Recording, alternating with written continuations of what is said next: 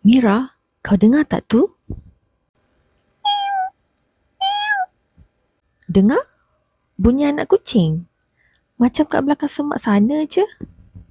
Aku dah jumpa. Ya Allah, kesiannya dia. Menggigil. Comot pula tu. Mesti dia lapar. Yelah Alia, kesian betul. Dah lah kurus. Kita kena bagi dia makan ni. Manalah mak dia? Tak sedar ke anak dia hilang? Kan?